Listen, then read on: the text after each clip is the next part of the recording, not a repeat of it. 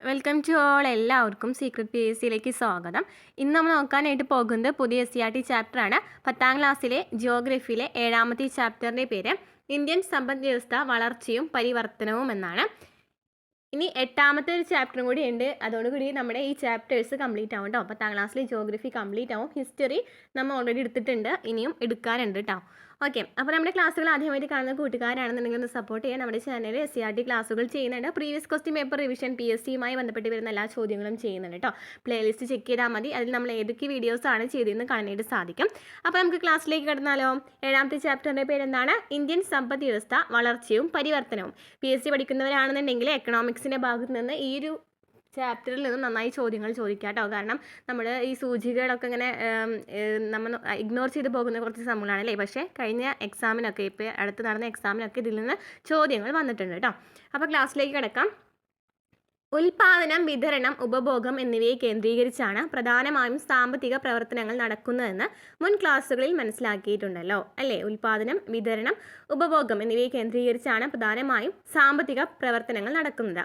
സാമ്പത്തിക പ്രവർത്തനങ്ങളിലൂടെ മെച്ചപ്പെട്ട ഭൗതിക സാഹചര്യം ഒരുക്കി ജനക്ഷേമം കൈവരിക്കുക എന്നതാണ് സമ്പദ് വ്യവസ്ഥകളുടെ പൊതുവായ ലക്ഷ്യം. അപ്പോൾ എന്താണ് സമ്പദ് വ്യവസ്ഥയുടെ പ്രധാനപ്പെട്ട ലക്ഷ്യം എന്ന് പറയുന്നത്?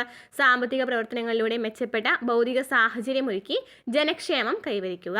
ഈ ലക്ഷ്യം നേടുന്നതിന് സാമ്പത്തിക വളർച്ചയോടൊപ്പം സാമ്പത്തിക വികസനവും തുല്യ പ്രാധാന്യം അർഹിക്കുന്നു. അപ്പോൾ ഈ ലക്ഷ്യം നേടുന്നുണ്ടെങ്കിൽ സാമ്പത്തിക വളർച്ചയും വേണം, സാമ്പത്തിക വികസനവും വേണം അല്ലേ. അപ്പോൾ എന്താണ് സാമ്പത്തിക വളർച്ച, എന്താണ് സാമ്പത്തിക വികസനം എന്നൊക്കെയാണ് നമ്മൾ ഇനി വരുന്ന ഭാഗത്ത് പഠിക്കാനായിട്ടുള്ളത്. ചിത്രത്തിലുള്ള സാമ്പത്തിക പ്രവർത്തനങ്ങൾ നിരീക്ഷിക്കൂ.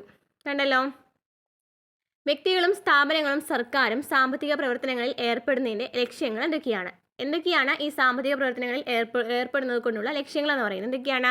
അടിസ്ഥാന സൗകര്യങ്ങളുടെ വർധനവ്, മെച്ചപ്പെട്ട തൊഴിലവസരങ്ങൾ ലഭിക്കും അല്ലേ, വർദ്ധിച്ച വരുമാനം, വാങ്ങൽ ശേഷി, ഉയർന്ന ജീവിത ഗുണനിലവാരം. എന്തൊക്കെയാണ് പ്രധാനപ്പെട്ട ലക്ഷ്യങ്ങൾ? അടിസ്ഥാന സൗകര്യങ്ങളുടെ വർധനവ്, മെച്ചപ്പെട്ട തൊഴിലവസരങ്ങൾ, വർദ്ധിച്ച വരുമാനവും വാങ്ങൽ ശേഷിയും, ഉയർന്ന ജീവിത ഗുണനിലവാരം.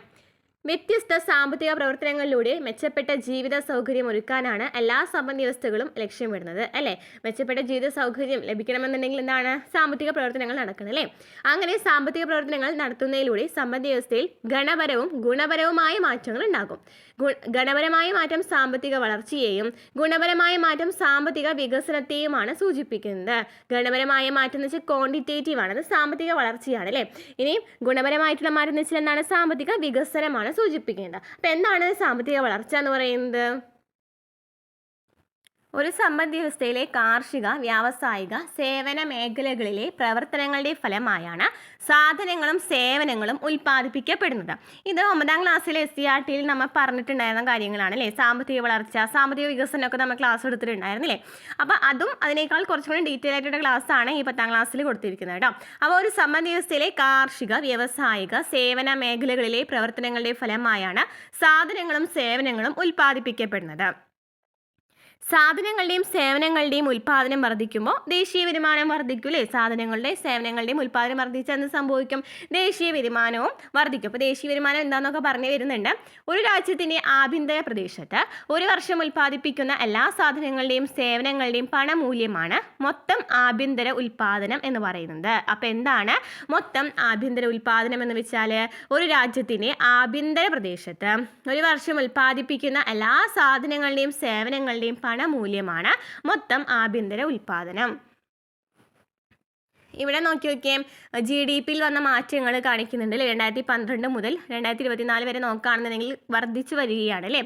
അപ്പോൾ മുൻ വർഷങ്ങളെ അപേക്ഷിച്ച് GDPയിൽ വർധനവ് ഉണ്ടായിട്ടുണ്ടെന്ന് നമുക്ക് മനസ്സിലായി. അപ്പോൾ എന്താണ് സാമ്പത്തിക വളർച്ച എന്ന് വെച്ചാൽ? ഒരു രാജ്യത്തിൻ്റെ മൊത്തം ആഭ്യന്തര ഉൽപ്പാദനത്തിൽ മുൻ വർഷത്തെ അപേക്ഷിച്ചുണ്ടാകുന്ന വർധനവിനെയാണ് സാമ്പത്തിക വളർച്ച എന്ന് പറയുന്നത്. അപ്പോൾ എന്താണ് സാമ്പത്തിക വളർച്ച? ഒരു രാജ്യത്തിൻ്റെ മൊത്തം ആഭ്യന്തര ഉൽപ്പാദനത്തിൽ മുൻ വർഷത്തെ അപേക്ഷിച്ചുണ്ടാകുന്ന വർധനവ്. അതായത് എന്താണ് ആഭ്യന്തര ഉൽപ്പാദനം വെച്ച് എന്താ പറഞ്ഞത്? ഒരു രാജ്യത്തിൻ്റെ ആഭ്യന്തര പ്രദേശത്ത് ഒരു വർഷം ഉൽപ്പാദിപ്പിക്കുന്ന സാധനങ്ങളുടെയും സേവനങ്ങളുടെയും പണമൂല്യമാണ് ആഭ്യന്തര ഉൽപ്പാദനം എന്ന് പറയുന്നത്. അപ്പോൾ ഇങ്ങനെ കഴിഞ്ഞ വർഷങ്ങളെ വെച്ച് അങ്ങനെ കമ്പയർ ചെയ്ത് പോകുമ്പോൾ അല്ലേ, കമ്പയർ ചെയ്ത് നോക്കുകയാണ്. അങ്ങനെ നോക്കുമ്പോൾ ഇപ്രാവശ്യം എന്താണ് വർധനവാണ് ഉണ്ടായിട്ടുണ്ടെന്നുണ്ടെങ്കിൽ നമുക്ക് എന്ന് പറയാം? സാമ്പത്തിക വളർച്ച കൈവരിച്ചു എന്ന് പറയാം. ഇനി സാമ്പത്തിക വളർച്ചാ നിരക്ക് എന്താണ് സാമ്പത്തിക വളർച്ചാ നിരക്ക്? മുൻ വർഷത്തെ അപേക്ഷിച്ച് നടപ്പ് വർഷം GDP-യിലുണ്ടായ വർധനവിൻ്റെ നിരക്കാണ് സാമ്പത്തിക വളർച്ചാ നിരക്ക് എന്ന് പറയുന്നത്. അപ്പോൾ ഈ വളർച്ചാ നിരക്ക് ശതമാനത്തിലാണ് കണക്കാക്കുക. അതായത് സാമ്പത്തിക വളർച്ചാ നിരക്ക് എന്ന് വെച്ചാൽ നമ്മൾ പറഞ്ഞു ആദ്യം തന്നെ കമ്പയർ ചെയ്യുന്നില്ലേ, ആദ്യം കഴിഞ്ഞ വർഷം ഉണ്ടായിരുന്ന GDP-യും ഈ പ്രാവശ്യത്തെ GDP-യും തമ്മിൽ കമ്പയർ ചെയ്യലോ, അതാണ് സാമ്പത്തിക വളർച്ച എന്ന് പറയുന്നത്. സാമ്പത്തിക വളർച്ചാ നിരക്ക് എന്ന് വെച്ചാൽ ഇത് രണ്ടും കൂടി മൈനസ് ചെയ്യാം. അതായത് നടപ്പ് വർഷത്തെ GDP-യും മുൻ വർഷത്തെ GDP-യും തമ്മിൽ മൈനസ് ചെയ്തിട്ട് അവരുടെ ഡിഫറൻസ് കണ്ടിട്ട് ബൈ എന്ത് ചെയ്യാണ്, മുൻ വർഷത്തെ GDP അല്ലേ, ബൈ മുൻ വർഷത്തെ GDP ഇൻറ്റു 100 ചെയ്യുകയാണെന്നുണ്ടെങ്കിലാണ് സാമ്പത്തിക വളർച്ചാ നിരക്ക് ലഭിക്കുന്നത്. അപ്പോൾ രണ്ടും കൂടി ആയതിന് മുൻ വർഷത്തെയും ഇപ്പോൾ ഉള്ള വർഷത്തെയും നമ്മൾ GDP മൈനസ് ചെയ്തു, അതിനുശേഷം അതിന് ഡിവൈഡ് ചെയ്യാണ് മുൻ വർഷത്തെ GDP വെച്ചിട്ട്, എന്നിട്ട് ഇൻറ്റു 100 ചെയ്യണം എന്ന് പറഞ്ഞു. ശതമാനത്തിലാണ് കാണുന്നതെന്ന് പറഞ്ഞല്ലോ, അത് കാരണമാണ് ഇൻറ്റു 100 കൊടുത്തത്. അതാണ് സാമ്പത്തിക വളർച്ചാ നിരക്ക് കണക്കാക്കുന്നത്. ഇവിടെ നോക്കി നോക്കി ചിത്രം 7.3 ഈ ഇതിൽ നോക്കുകയാണെന്നുണ്ടെങ്കിൽ എന്താ കാണാനായിട്ട് സാധിക്കുന്നത്? സാധനങ്ങളുടെയും സേവനങ്ങളുടെയും ഉൽപ്പാദനം എല്ലാ വർഷവും ക്രമാനുഗതമായി വർദ്ധിക്കണമെന്നില്ല. നോക്കി നോക്കിയേ, ഇവിടെ നമുക്ക് കാണാം വർദ്ധിച്ചു കുറഞ്ഞു അല്ലേ. അപ്പോൾ അത് എന്താണ്, കറക്റ്റായിട്ടല്ല പോകുന്നത് അല്ലേ. വർധനവിൽ ഏറ്റക്കുറച്ചിലുകൾ സംഭവിച്ചിട്ടുണ്ട്. അങ്ങനെ 2016 മുതൽ 2017 മുതൽ 2019-20 വരെ നോക്കുകയാണെന്നുണ്ടെങ്കിൽ 2016-17 മുതൽ 2019-20 വരെ നോക്കുകയാണെന്നുണ്ടെങ്കിൽ GDP വർദ്ധിച്ചിട്ടുണ്ട് അല്ലേ. ഇങ്ങനെ വർദ്ധിച്ച് പോയിട്ടുണ്ട്. എന്നിട്ട് എന്താ സംഭവിച്ചിരിക്കുന്നത് നോക്കി നോക്കിയേ, 2019 അപ്പോൾ ആ സമയത്തൊക്കെ പോസിറ്റീവാണ് അല്ലേ, വാല്യൂ എന്ന് പറയുന്നത് പോസിറ്റീവാണ്. GDP-യുടെ വാല്യൂ എന്ന് പറയുന്നത് അല്ലെങ്കിൽ സാമ്പത്തിക വളർച്ച എന്ന് പറയുന്നത് പോസിറ്റീവാണ്.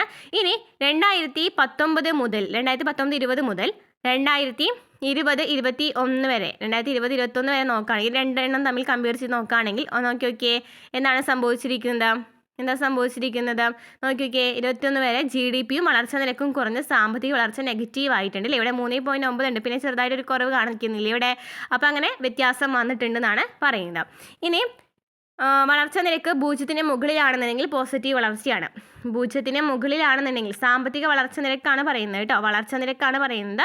ഓക്കെ, അപ്പോൾ ഈ വളർച്ചാ നിരക്ക് എന്ന് വെച്ചാൽ എന്താണ്, ഈ ഒരു ഓറഞ്ച് കളറിൽ കൊടുത്തിട്ടുള്ളതാണ് വളർച്ചാ നിരക്ക് എന്ന് പറയുന്നത്. ഓറഞ്ച് കളറിലുള്ള വാല്യൂ ഇല്ലേ, അതാണ് വളർച്ചാ നിരക്ക് എന്ന് പറയുന്നത്.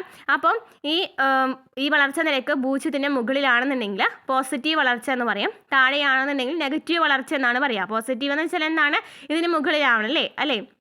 0-ക്ക് മുകളിലാവുകയാണെന്നുണ്ടെങ്കിൽ അത് പോസിറ്റീവ് വളർച്ചയാണ്.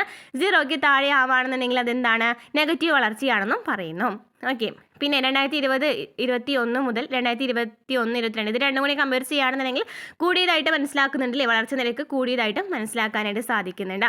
പിന്നീട് സാമ്പത്തിക വളർച്ച നോക്കി കൂടി വരുന്നുണ്ട് അല്ലേ, പിന്നെ കൂടുതൽ തന്നെ കൂടിയിട്ടാണ് ചെയ്തിരിക്കുന്നത്. ഓക്കെ, അപ്പോൾ നെഗറ്റീവിൽ നിന്ന് അത് പോസിറ്റീവായിക്ക് മാറാണ്. ജസ്റ്റ് ഒന്ന് മനസ്സിലാക്കി വെച്ചിരിക്കുക. ഒരു ഡയഗ്രാം വെച്ചിട്ട് പറഞ്ഞു വരുന്നത് എന്താണെന്ന് വെച്ചാൽ ഈ സാമ്പത്തിക വളർച്ച കണക്കാക്കുന്നതിനെ കുറിച്ചിട്ടാണ് പറയുന്നത് അല്ലേ. ഇവിടെ സാധനങ്ങളുടെയും സേവനങ്ങളുടെയും ഒക്കെ വില വർധന ഏകദേശം സെയിം ഒന്നല്ല അല്ലേ, അങ്ങോട്ടും ഇങ്ങോട്ടൊക്കെ ഏറ്റക്കുറച്ചിലുകൾ സംഭവിച്ചിട്ടുണ്ട്. അതുപോലെ തന്നെ വളർച്ചയും അത് കാരണം വ്യത്യാസം വന്നിട്ടുണ്ടെന്നാണ് ഈ ഒരു ഡയഗ്രാം കൊണ്ട് നമുക്ക് മനസ്സിലാക്കാനായിട്ട് സാധിക്കുന്നത്. അപ്പോൾ സാമ്പത്തിക വളർച്ച കണക്കാക്കാനും വിലയിരുത്താനും ഉപയോഗിക്കുന്ന പ്രധാനപ്പെട്ട സൂചികയാണ് പ്രതിശീർഷ വരുമാനം എന്ന് പറയുന്നത്. അപ്പോൾ എന്താണ് പ്രതിശീർഷ വരുമാനം അല്ലെങ്കിൽ പെർ ക്യാപിറ്റ ഇൻകം എന്ന് വെച്ചാൽ സാമ്പത്തിക വളർച്ച കണക്കാക്കാനും വിലയിരുത്താനും ഉപയോഗിക്കുന്ന പ്രധാനപ്പെട്ട സൂചികയാണ് പ്രതിശീർഷ വരുമാനം. സാമ്പത്തിക വളർച്ച കണക്കാക്കാനും വിലയിരുത്താനും ഉപയോഗിക്കുന്ന പ്രധാനപ്പെട്ട സൂചികയാണ് പ്രതിശീർഷ വരുമാനം എന്ന് പറയുന്നത്. അപ്പോൾ എന്താണ് ഈ പ്രതിശീർഷ വരുമാനം അല്ലെങ്കിൽ പെർ ക്യാപിറ്റ ഇൻകം എന്ന് വെച്ചാൽ എന്താണ്, ഒരു രാജ്യത്തിൻ്റെ വരുമാനം അളക്കുന്നതിനുള്ള സൂചകങ്ങളായ, അപ്പോൾ ഒരു രാജ്യത്തിൻ്റെ വരുമാനം അളക്കുന്ന സൂചകങ്ങളാണ് ഈ ദേശീയ വരുമാനം. മൊത്ത ആഭ്യന്തര ഉൽപ്പന്നം, മൊത്ത ദേശീയ ഉൽപ്പന്നം, അറ്റദേശീയ ഉൽപ്പന്നം, മൊത്തം വർദ്ധിത മൂല്യം എന്നിവയെക്കുറിച്ചൊക്കെ നമ്മൾ 9ാം ക്ലാസ്സിൽ പഠിച്ചിട്ടുണ്ടായിരുന്നു അല്ലേ. അപ്പോൾ ഇതൊക്കെയാണ് ഒരു രാജ്യത്തിൻ്റെ വരുമാനം അളക്കുന്നതിനുള്ള സൂചകങ്ങൾ. പ്രതിശീർഷ വരുമാനത്തെക്കുറിച്ചും മുൻ ക്ലാസ്സിൽ പഠിച്ചിട്ടുണ്ട്. ദേശീയ വരുമാനത്തിൻ്റെ വളർച്ചയും ജനസംഖ്യയും പരിഗണിച്ചാണ് പ്രതിശീർഷ വരുമാനം കണക്കാക്കുന്നത്. അപ്പോൾ പ്രതിശീർഷ വരുമാനം കണക്കാക്കുന്നത് എങ്ങനെയാണെന്ന് നോക്കിയൊക്കെ, ദേശീയ വരുമാനം ബൈ ജനസംഖ്യ അല്ലേ. ദേശീയ വരുമാനം ബൈ ജനസംഖ്യയാണ് പ്രതിശീർഷ വരുമാനം കണക്കാക്കുന്നത്. എങ്ങനെയാണ്, ദേശീയ വരുമാനം ബൈ ജനസംഖ്യ അല്ലെ, ജനസംഖ്യയെ കൊണ്ടാണ് ഡിവൈഡ് ചെയ്യുന്നത് അല്ലേ എല്ലാ ടോട്ടൽ വരുമാനത്തെ. അപ്പം ഈ പ്രതിശീർഷ വരുമാനത്തിൻ്റെ അടിസ്ഥാനത്തിൽ ലോകബാങ്ക് പ്രസിദ്ധീകരിച്ചു വരുന്ന ലോക വികസന റിപ്പോർട്ടിൽ സമ്പദ് വ്യവസ്ഥയെ 4 വിഭാഗങ്ങളായിട്ട് തരംതിരിച്ചിട്ടുണ്ട്. താഴ്ന്ന വരുമാനം, താഴ്ന്ന ഇടത്തര വരുമാനം, ഉയർന്ന ഇടത്തര വരുമാനം, ഉയർന്ന വരുമാനം. താഴ്ന്ന വരുമാനം എന്ന് വെച്ചാൽ 1745 കുറവാണ്. രാജ്യങ്ങൾ ഏതൊക്കെയാണ്, അഫ്ഗാനിസ്ഥാൻ, എത്യോപ്യ, ചാഡ്. ഇനി താഴ്ന്ന ഇടത്തര വരുമാനമുള്ളത് ഇന്ത്യ, ബംഗ്ലാദേശ്, കെനിയ ആണ്. ഉയർന്ന ഇടത്തര വരുമാനമുള്ളത് ചൈന, ബ്രസീൽ, സൗത്ത് ആഫ്രിക്ക. ഉയർന്ന വരുമാനമുള്ളത് USA, ജർമ്മനി, ജപ്പാൻ എന്നിവയാണ്. അതുപോലെ തന്നെ വിവിധ വികസന നിലവാരത്തിലുള്ള ഇന്ത്യ, ചൈന, USA, അഫ്ഗാനിസ്ഥാൻ എന്നീ രാജ്യങ്ങളുടെ വിവിധ കാലയളവിലുള്ള പ്രതിശീർഷ വരുമാനവും തന്നിട്ടുണ്ട് നമുക്ക്. ഇന്ത്യയിൽ 1991 364 ഉണ്ടായിരുന്നുള്ളൂ. 2021 53 2116 മാറിയില്ലേ. ചൈനയിലും കൂടിയിട്ടുണ്ട്, നന്നായിട്ട് കൂടിയിട്ടുണ്ട്. USA ഏറ്റവും അധികം കൂടിയിരിക്കുന്നത് നമുക്ക് മനസ്സിലാക്കാനായിട്ട് സാധിക്കുന്നുണ്ട്. അഫ്ഗാനിസ്ഥാനിൽ കുറവാണ്. ബാക്കിയുള്ള വെച്ച് നോക്കുകയാണെന്നുണ്ടെങ്കിൽ അഫ്ഗാനിസ്ഥാനിലും കൂടാണ് ചെയ്തിരിക്കുന്നത്. ഇങ്ങനെ ഒരേ കാലയളവിൽ വിവിധ രാജ്യങ്ങളുടെ സാമ്പത്തിക വളർച്ച താരതമ്യം ചെയ്യാനും ഒരു രാജ്യത്തിൻ്റെ വിവിധ കാലയളവിലെ സാമ്പത്തിക വളർച്ച മനസ്സിലാക്കാനും പ്രതിശീർഷ വരുമാനത്തെ ഉപയോഗിക്കുന്നു. അപ്പോൾ പ്രതിശീർഷ വരുമാനം കൂടുതലായിട്ട് ഉപയോഗിക്കുന്നത് ഒരു രാജ്യത്തിൻ്റെ സാമ്പത്തിക വളർച്ച മനസ്സിലാക്കുന്നതിനായിട്ടും അതുപോലെ തന്നെ മറ്റ് രാജ്യങ്ങളുമായിട്ട് സാമ്പത്തിക വികസനം തമ്മിൽ സാമ്പത്തിക വളർച്ച താരതമ്യം ചെയ്യുന്നതിന് വേണ്ടിയിട്ടാണെന്ന് പറയുന്നു. ഓക്കെ, ഇനി പ്രതിശീർഷ വരുമാനം ജനങ്ങളുടെ ശരാശരി വരുമാനത്തെയാണ് കണക്കാക്കുന്നത്. പ്രതിശീർഷ വരുമാനം എന്ന് വെച്ചാൽ എന്താണ്? ജനങ്ങളുടെ ശരാശരി വരുമാനം. എന്നാൽ വ്യക്തിഗത വരുമാനമാണ് ഒരാളുടെ യഥാർത്ഥ വരുമാനം. അപ്പോൾ ഒരാളുടെ യഥാർത്ഥ വരുമാനം ചോദിക്കുകയാണെങ്കിൽ അത് വ്യക്തിഗത വരുമാനമാണ്. പ്രതിശീർഷ വരുമാനം എന്ന് വെച്ചാൽ എന്താണ്? ശരാശരി വരുമാനമാണ്. രാജ്യത്തിൻ്റെ പ്രതിശീർഷ വരുമാനം വ്യക്തിഗത വരുമാനത്തേക്കാൾ ഉയർന്നതോ താഴ്ന്നതോ ആവാം. അതിനാൽ PCIയും PAയും തമ്മിൽ അന്തരം നിലനിൽക്കുന്നു. അപ്പോൾ വ്യക്തിഗത വരുമാനം പ്രതിശീർഷ വരുമാനം തമ്മിൽ ഡിഫറൻസ് ഉണ്ടെന്നാണ് പറയുന്നത് അല്ലേ. പ്രതിശീർഷ വരുമാനം എന്ന് വെച്ചാൽ എന്താണ്? ശരാശരി വരുമാനമാണ്. എന്നാൽ വ്യക്തിഗത വരുമാനം എന്ന് വെച്ചാൽ ടോട്ടൽ വരുമാനമാണ് അല്ലെ, യഥാർത്ഥ വരുമാനമാണ്. അപ്പോൾ എന്താണ് വ്യക്തിഗത വരുമാനം എന്ന് വെച്ചാൽ വിവിധ സ്രോതസ്സുകളിൽ നിന്നും ഒരു വ്യക്തി നിശ്ചിത കാലയളവിൽ ആർജിക്കുന്ന ആകെ വരുമാനത്തെയാണ് വ്യക്തിഗത വരുമാനം എന്ന് പറയുന്നത്. വിവിധ സ്രോതസ്സുകളിൽ നിന്നും ഒരു വ്യക്തി നിശ്ചിത കാലയളവിൽ ആർജിക്കുന്ന ആകെ വരുമാനത്തെയാണ് വ്യക്തിഗത വരുമാനം എന്ന് പറയുന്നത്. അപ്പോൾ ഈ സാമ്പത്തിക വളർച്ച സൂചികയിൽ നമ്മൾ പറഞ്ഞു, പ്രതിശീർഷ വരുമാനത്തെ കുറിച്ചിട്ട് പറഞ്ഞു. ഒരു സാമ്പത്തിക വളർച്ച സൂചിക എന്ന നിലയിൽ പ്രതിശീർഷ വരുമാനത്തിന് ചില പോരായ്മകളുണ്ട്. അപ്പം പ്രതിശീർഷ വരുമാനത്തെക്കുറിച്ചാണ് നമ്മൾ പറഞ്ഞത്. ശരാശരി വരുമാനം ബൈ ജനസംഖ്യ ചെയ്യുകയാണെന്നുണ്ടെങ്കിൽ പ്രതിശീർഷ വരുമാനം കിട്ടുമെന്ന് പറഞ്ഞു. വ്യക്തിഗത വരുമാനം എന്ന് വെച്ചാൽ എന്തായിരുന്നു? ശരിയായിട്ടുള്ള വരുമാനം അല്ലെ, യഥാർത്ഥ വരുമാനമാണ് വ്യക്തിഗത വരുമാനം എന്ന് പറഞ്ഞു. അപ്പോൾ ഈ പ്രതിശീർഷ വരുമാനത്തിനും ചില പോരായ്മകളുണ്ട്. എന്തൊക്കെയാണ്? ഇതെന്ന് പറയുന്നത് എന്താണ്? ഒരു ശരാശരി വരുമാനം മാത്രമാണ്.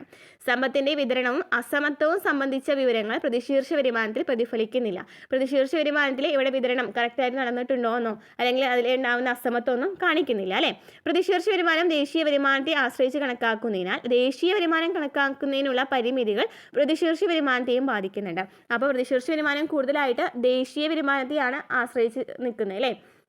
അപ്പോൾ ദേശീയ വരുമാനത്തിൽ എന്തെങ്കിലും പരിമിതികൾ ഉണ്ടെന്നുണ്ടെങ്കിൽ അത് എന്തിനേയും ബാധിക്കും? പ്രതിശീർഷ വരുമാനത്തെയും ബാധിക്കും. ജീവിത ഗുണമേന്മ വർദ്ധിപ്പിക്കുന്ന ഘടകങ്ങൾ പ്രതിശീർഷ വരുമാനത്തിൻ്റെ പരിധിയിൽ ഉൾപ്പെടുന്നില്ല. ജീവിത ഗുണമേന്മ വർദ്ധിപ്പിക്കുന്ന ഘടകങ്ങളൊന്നും പ്രതിശീർഷ വരുമാനത്തിൽ വരുന്നില്ല.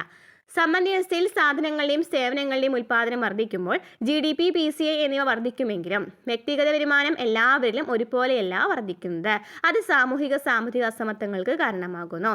സാമ്പത്തിക വളർച്ചയുടെ നേട്ടം പരമാവധി ആളുകളിൽ എത്തിക്കുന്നത് സാമ്പത്തിക വികസനത്തിലൂടെയാണ്. അപ്പോൾ എന്താ പറയുന്നത്? ഇപ്പോൾ ദേശീയ വരുമാനം കണക്കാക്കുകയാണെന്നുണ്ടെങ്കിൽ പ്രതിശീർഷ വരുമാനം കണക്കാക്കുകയാണെന്നുണ്ടെങ്കിൽ ഇപ്പോൾ ഒരാൾക്ക് നല്ല വരുമാനം ഉണ്ടെന്ന് വിചാരിക്കും, വേറൊരാൾക്ക് വരുമാനം കുറവാണെന്നുണ്ടെങ്കിലും ശരാശരി വരുമാനമല്ലേ അവർ എടുക്കുന്നുള്ളൂ. അപ്പോൾ അവിടുത്തെ അസമത്വം അല്ലാന്നുണ്ടെങ്കിൽ എല്ലാവർക്കും ഒരുപോലെയാണോ വരുമാനം കിട്ടുന്നതെന്നൊന്നും നമുക്ക് അതിലൂടെ അറിയാനായിട്ട് സാധിക്കില്ല അല്ലേ. അതാണ് പറയുന്നത്. ഇനി സാമ്പത്തിക വികസനം എന്ന് വെച്ചാൽ എന്താണ്? നോക്കിയോക്കെ, ഇന്ത്യ 6.0 മുതൽ 6.8% വരെ വളരുമെന്ന് 2024 റിപ്പോർട്ട് പറയുന്നുണ്ട്. 2025 തൊഴിലില്ലായ്മ നിരക്ക് 5.1 എന്ന് പറയുന്നുണ്ട്. പ്രതിശീർഷ വരുമാനം 2028 ആക്കുമ്പോൾ 66% വർദ്ധിക്കുമെന്ന് പറയുന്നു. ദരിദ്രർ കൂടുന്നു, സമ്പത്ത് ചിലരിൽ കുമിഞ്ഞു കൂടുന്നു എന്ന് പറയുന്നു അല്ലേ. അപ്പോൾ സാമ്പത്തിക വളർച്ച, തൊഴിലില്ലായ്മ, പ്രതിശീർഷ വരുമാന വർധന, സാമ്പത്തിക അസമത്വം തുടങ്ങിയവയെ സംബന്ധിച്ച മുകളിലെ പത്രവാർത്തകൾ ശ്രദ്ധിച്ചല്ലോ. രാജ്യത്തിൻ്റെ GDP വളരുകയും പ്രതിശീർഷ വരുമാനം ഉയരുകയും ചെയ്തിട്ടും ദാരിദ്ര്യം, തൊഴിലില്ലായ്മ, സാമ്പത്തിക അസമത്വം തുടങ്ങിയ അടിസ്ഥാന പ്രശ്നങ്ങൾ ഇപ്പോഴും നിലനിൽക്കുന്നതായി കണ്ടില്ലേ. അതായത് എന്താ ഞാൻ പറഞ്ഞ സെയിം റീസൺ തന്നെ. അതായത് ഒരാളുടെ വരുമാനം ഒന്നും കണക്കാക്കാനായിട്ട് പറ്റുന്നില്ല അല്ലേ. ഇവിടെ എല്ലാവരുടെയും ഇപ്പോൾ ഒരാൾക്ക് സമ്പത്ത് കൂടുതലാണെന്നുണ്ടെങ്കിലും ഒരാൾക്ക് സമ്പത്ത് കുറവാണെന്നുണ്ടെങ്കിലും ഇവരുടെ ശരാശരി വരുമാനം മാത്രമാണ് അവിടെ എടുക്കുന്നത്. അപ്പം അവിടെ എന്തെങ്കിലും ഇപ്പോൾ ദാരിദ്ര്യം ഉണ്ടെന്നുണ്ടെങ്കിൽ അറിയാനായിട്ട് സാധിക്കുന്നില്ല. അതുപോലെ തന്നെ എന്തെങ്കിലും അസമത്വം നിലനിൽക്കുന്നുണ്ടോന്നോ തൊഴിലില്ലായ്മ ഉണ്ടോന്നും അറിയാനായിട്ട് സാധിക്കുന്നില്ല. അപ്പോൾ അതാണ് പറയുന്നത്, ഈ പ്രശ്നങ്ങളിൽ സാമ്പത്തിക വളർച്ച കണക്കാക്കുമ്പോൾ പരിഗണിക്കുകയോ ഉൾക്കൊള്ളുകയോ ചെയ്യുന്നില്ല.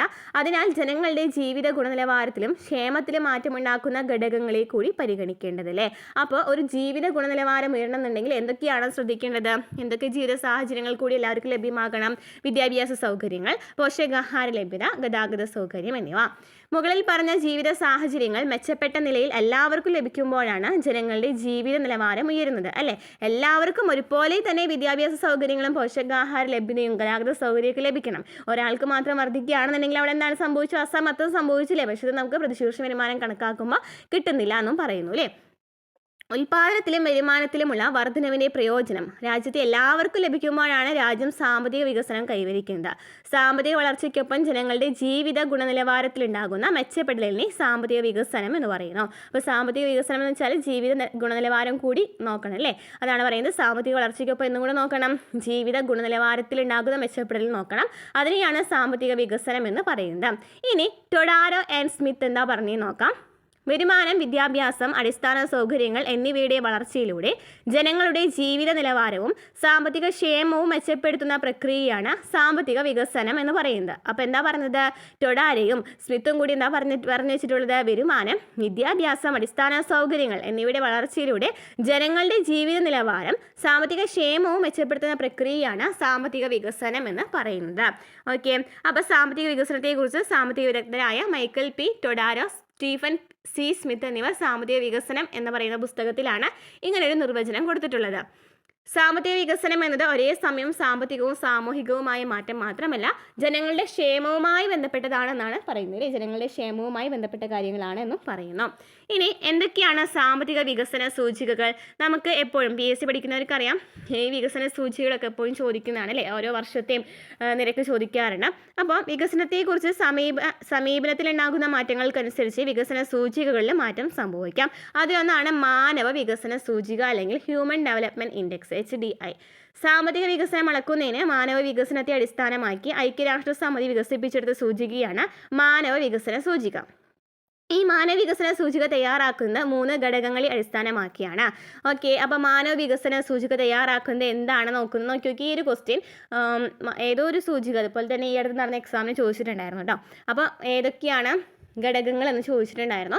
അപ്പോൾ മാനവ വികസന സൂചിക തയ്യാറാക്കുന്നത് ആയുർദൈർഘ്യം നോക്കും, അതുപോലെ തന്നെ സാക്ഷരതയും മൊത്തം സ്കൂൾ പ്രവേശന നിരക്ക് നോക്കും, പ്രതിശീർഷ വരുമാനം നോക്കും. ഇവയൊക്കെ നോക്കിയിട്ടാണ് മാനവ വികസന സൂചിക കണക്കാക്കുന്നത്. ആയുർദൈർഘ്യം, സാക്ഷരത, മൊത്തം സ്കൂൾ പ്രവേശന നിരക്ക്, പ്രതിശീർഷ വരുമാനം, ഇവ ഓരോന്നിൻ്റെയും മൂല്യം പ്രത്യേകം കണക്കാക്കി അവയുടെ ശരാശരി കണ്ടെത്തിയാണ് മാനവ വികസന സൂചിക തയ്യാറാക്കുന്നത്. അപ്പോൾ ഇതിൽ ഓരോന്നിൻ്റെയും മൂല്യം നോക്കും ആദ്യം തന്നെ. ഓക്കെ, ഇപ്പം ആയുർദൈർഘ്യമാണെന്നുണ്ടെങ്കിൽ ആയുർദൈർഘ്യത്തിൻ്റെ സൂചിക നമ്പർ നോക്കും. അതുപോലെ തന്നെ വിദ്യാഭ്യാസമാണെങ്കിൽ വിദ്യാഭ്യാസ സൂചിക നോക്കും. പ്രതിശീർഷ വരുമാനമാണെങ്കിൽ പ്രതിശീർഷ വരുമാന സൂചിക നോക്കും. എന്നിട്ട് എന്ത് ചെയ്യും? ഇവയുടെ ശരാശരി കണ്ടെത്തും. എന്നിട്ടാണ് മാനവ വികസന സൂചിക കണക്കാക്കുന്നത്. ഇവയുടെ മൂല്യം 0-നും 1-നും ഇടയിലാണ്. ഓക്കെ, മാനവ വികസന സൂചികയുടെ മൂല്യം 0-നും 1-നും ഇടയിലാണ് വരിക. ഈ സൂചികയുടെ മൂല്യത്തിൻ്റെ അടിസ്ഥാനത്തിൽ ലോകരാഷ്ട്രങ്ങളെ 4 വിഭാഗങ്ങളായിട്ട് തിരിക്കാറുണ്ട്. എങ്ങനെയൊക്കെയാണ്? താഴ്ന്ന മാനവ വികസനമുള്ളവ, ഇടത്തരം മാനവ വികസനം, ഉയർന്ന മാനവ വികസനം, വളരെ ഉയർന്ന മാനവ വികസനം എന്നിങ്ങനെ. അപ്പോൾ 2023 റിപ്പോർട്ട് അനുസരിച്ച് 2023 കാര്യമാണ് പറയുന്നത് കേട്ടോ. 193 രാഷ്ട്രങ്ങളുടെ പട്ടികയിൽ ഇന്ത്യക്ക് 130-ാം സ്ഥാനമാണ് ഉള്ളത്. ഇനി മാനവികസന സൂചിക മാനവ വികസന സൂചിക പട്ടിക വിശകലനം ചെയ്ത ഇന്ത്യ താഴ്ന്ന മാനവ വികസനത്തിലും ഇടത്തരം മാനവ വികസനത്തിലും ഉൾപ്പെട്ട കാലഘട്ടം തിരിച്ചറിയാൻ പറഞ്ഞിട്ടുണ്ട്. അതുപോലെ തന്നെ ഇവിടെ നമുക്ക് വാല്യൂ തന്നിട്ടുണ്ടല്ലോ അല്ലേ. കണ്ടോ, ഈ ഒരു വാല്യൂ വെച്ച് നോക്കിയിട്ട് ഇന്ത്യ ഏതിലാണ് പെട്ടതെന്നൊന്ന് കമൻറ്റ് ചെയ്തിട്ട് നോക്കിയേ. ആ ഒരു സമയത്ത് 2023 വരെയുള്ളതാണ് പറഞ്ഞിരിക്കുന്നത്. 90 മുതൽ 2023 വരെയാണ് പറഞ്ഞിരിക്കുന്നത്. അപ്പോൾ ഈ വാല്യൂസ് നോക്കാം, എന്നിട്ട് കമ്പയർ ചെയ്തിട്ട് കമൻറ്റ് ഇടാം കേട്ടോ. HDI മൂല്യത്തിൻ്റെ അടിസ്ഥാനത്തിൽ ഇന്ത്യ ഉയർന്ന മാനവ വികസനവും വളരെ ഉയർന്ന മാനവ വികസനവും കൈവരിക്കണമെങ്കിൽ ഏതെല്ലാം മേഖലകളിൽ പുരോഗതി കൈവരിക്കേണ്ടതുണ്ട്?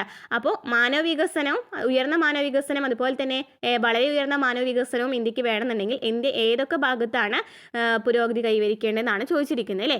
HDI മൂല്യത്തെ അടിസ്ഥാനമാക്കി ഇന്ത്യ താഴ്ന്ന മാനവ വികസനത്തിലും ഇടത്തരം മാനവ വികസനത്തിലും ഉൾപ്പെട്ട കാലഘട്ട ക്വസ്റ്റ്യൻസ് ആണ് കേട്ടോ. ജസ്റ്റ് ഈ വാല്യൂസ് വെച്ച് നോക്കിയിട്ട് കമ്പയർ ചെയ്യാനാണ് പറഞ്ഞിരിക്കുന്നത്. ഇനി എന്താണ് ഭൗതിക ജീവിത ഗുണമേന്മ സൂചിക എന്ന് വെച്ചാൽ ജനങ്ങളുടെ ജീവിത നിലവാരം ഉയരുകയും അടിസ്ഥാന ആവശ്യങ്ങൾ നിറവേറ്റുകയും ചെയ്യുന്ന തരത്തിലായിരിക്കണം ഒരു രാജ്യത്തിൻ്റെ സാമ്പത്തിക വികസനം എന്ന് പറയുന്നത് അല്ലേ. സാമ്പത്തിക വികസനം എന്ന് വെച്ചാൽ ജനങ്ങളുടെ ജീവിത നിലവാരം ഉയരണം, അതുപോലെ തന്നെ അവരുടെ ആവശ്യങ്ങളും നിറവേറ്റണം. ഇതിൻ്റെ അടിസ്ഥാനത്തിൽ 1979 സാമ്പത്തിക ശാസ്ത്രജ്ഞനായ ഡേവിഡ് മോറിസ് വികസിപ്പിച്ചെടുത്ത വികസന സൂചികയാണ് ഭൗതിക ജീവിത ഗുണമേന്മ സൂചിക. ഭൗതിക ജീവിത ഗുണനിലവാര സൂചിക തയ്യാറാക്കുന്നത് 3 സൂചികകളെ അടിസ്ഥാനമാക്കിയാണ്. അടിസ്ഥാന സാക്ഷരതാ സൂചിക, ശിശു മരണ നിരക്ക് സൂചിക, ആയുർദൈർഘ്യം.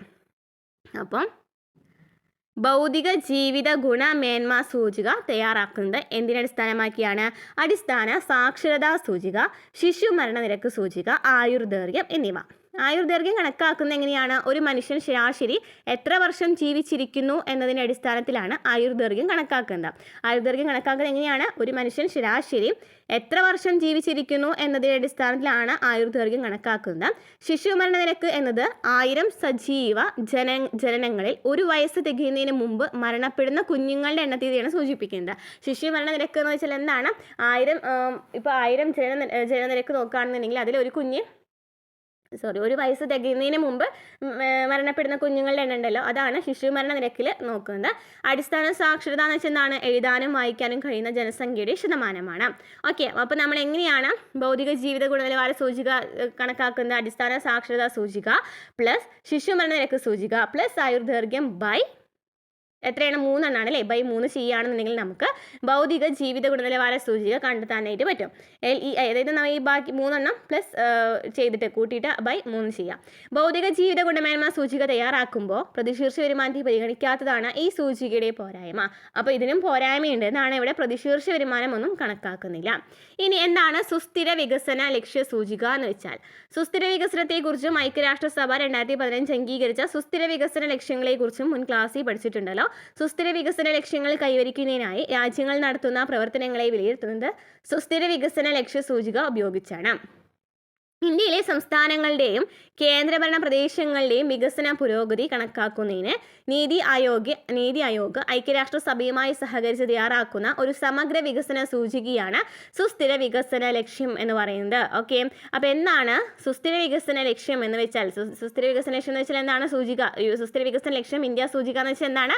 ഇന്ത്യയിലെ സംസ്ഥാനങ്ങളുടെയും വികസന പുരോഗതി കണക്കാക്കുന്നതിന് നീതി ആയോഗ് ഐക്യരാഷ്ട്രസഭയുമായി സഹകരിച്ച് തയ്യാറാക്കുന്ന ഒരു സമഗ്ര വികസന സൂചികയാണ് സുസ്ഥിര വികസന ലക്ഷ്യം ഇന്ത്യ സൂചിക എന്ന് പറയുന്നത്.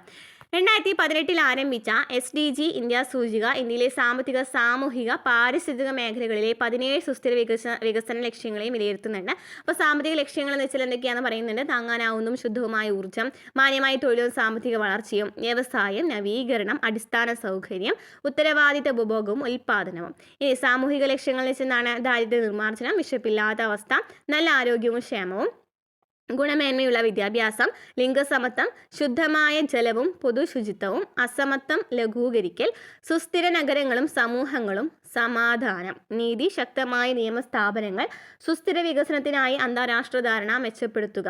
ഇനി പാരിസ്ഥിതിക ലക്ഷ്യങ്ങൾ എന്ന് വെച്ചാലോ? കാലാവസ്ഥാ വ്യതിയാനം, ജലത്തിനടിയിലെ ജീവൻ്റെ സംരക്ഷണം, കരയിലെ ജീവൻ്റെ സംരക്ഷണം എന്നിവയ്ക്കാണ് ഒരു സുസ്ഥിര വികസന സൂചിക തയ്യാറാക്കുമ്പോൾ ഇതൊക്കെ നോക്കൂലേ? സാമ്പത്തികവും സാമൂഹികവും പാരിസ്ഥിതികവുമായിട്ടുള്ള ലക്ഷ്യങ്ങളൊക്കെ നോക്കിയിട്ടാണ് കണക്കാക്കുന്നത്. ഇങ്ങനെ കണക്കാക്കിയിട്ട് 0-നും 100-നും ഇടയിലാണോ എന്ന് നോക്കും. ഓരോ സുസ്ഥിര വികസന ലക്ഷ്യങ്ങളുടെയും മൂല്യം കണക്കാക്കി അവയുടെ ശരാശരി കണ്ടെത്തിയിട്ടാണ് SDG ഇന്ത്യ സൂചികയുടെ സ്കോർ നിർണ്ണയിക്കുക. ഇവ 0-നും 100-നും ഇടയിലായിട്ടാണ് കണക്കാക്കുന്നത്. 0 മുതൽ 49 വരെയാണെങ്കിൽ കൂടുതൽ പരിശ്രമം ആവശ്യമുള്ളവയാണ്. 50 മുതൽ 64 ആണെന്നുണ്ടെങ്കിൽ മികച്ച പ്രകടനം കാഴ്ചവെക്കുന്നവർ, 65-99 ലക്ഷ്യങ്ങളിലേക്ക് വേഗത്തിൽ മുന്നേറുന്നവർ, 100 ലക്ഷ്യം പൂർണ്ണമായി കൈവരിച്ചവർ. അപ്പോൾ ഇന്ത്യയിലെ സംസ്ഥാനങ്ങളെയും കേന്ദ്രഭരണ പ്രദേശങ്ങളുടെയൊക്കെ വർഷങ്ങളിലെ ഇന്ത്യ സൂചികയൊക്കെ നമുക്ക് കാണിച്ചിട്ടുണ്ട് കേട്ടോ. കേന്ദ്രഭരണ പ്രദേശങ്ങളിലൊക്കെ കാണിച്ചിട്ടുണ്ട്. ഓക്കെ, ഇങ്ങനെ വികസനത്തിൻ്റെ കേരള മാതൃക. അപ്പോൾ ഇതുവരെയാണ് ശരിക്കും പറഞ്ഞാൽ ഈ സൂചികയുമായി ബന്ധപ്പെട്ടിട്ടുള്ള ഭാഗം നമ്മൾ പഠിച്ചു കഴിഞ്ഞു കേട്ടോ. ഇനി നമുക്ക് ഇമ്പോർട്ടൻ്റ് ആയിട്ടുള്ള ഭാഗമാണ് വരുന്നത് ആസൂത്രണ കമ്മീഷൻ, നീതി ആയോഗ്, അതുപോലെ തന്നെ പുത്തൻ സാമ്പത്തിക നയങ്ങൾ. അതൊക്കെ ഇമ്പോർട്ടൻ്റ് ആണ്. PSC പഠിക്കുന്നവർക്കറിയാം, എപ്പോഴും എല്ലാ ക്വസ്റ്റ്യൻ പേപ്പർ എടുക്കുമ്പോൾ ഇതിൽ നിന്നൊരു ക്വസ്റ്റ്യൻ എന്തായാലും ഉണ്ടായിരിക്കും. അപ്പം നീതി ആയോഗിന് ഒരു ക്വസ്റ്റ്യൻ ഉണ്ടായിരിക്കും, അതുപോലെ തന്നെ പുത്തൻ സാമ്പത്തികവുമായി ബന്ധപ്പെട്ടിട്ടുള്ള ഒരു ക്വസ്റ്റ്യൻ ഉണ്ടായിരിക്കും അല്ലേ. അപ്പോൾ നമുക്ക് ക്ലാസ്സിലേക്ക് കിടക്കാം. എന്താണ് വികസനത്തിൻ്റെ കേരള മാതൃക എന്ന് വെച്ചാൽ എന്താണ്? വിദ്യാഭ്യാസം, ആരോഗ്യം, സാമൂഹിക നീതി തുടങ്ങിയ മേഖലകളിൽ വലിയ മുന്നേറ്റം കേരളം കൈവരിച്ചിട്ടുണ്ട്. ഉയർന്ന സാക്ഷരതാ നിരക്ക്, കുറഞ്ഞ ശിശുമരണ നിരക്ക്, മെച്ചപ്പെട്ട ആയുർദൈർഘ്യം എന്നിവ ഇതിൻ്റെ പ്രധാന സവിശേഷതകളാണ്.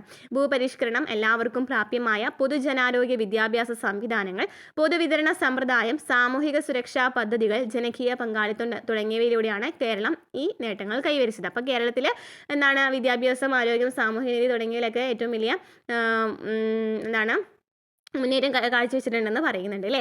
ഇനി നവകേരള മിഷൻ എന്ന് വെച്ചാൽ എന്താണ്? നവകേരള മിഷൻ എന്ന് വെച്ചാൽ ഇമ്പോർട്ടൻ്റ് ആണ്. കേരളത്തിൻ്റെ സമഗ്ര വികസന കാഴ്ചപ്പാടോടെ 2016 ആരംഭിച്ച ഒരു കർമ്മ പദ്ധതിയാണ് നവകേരള മിഷൻ.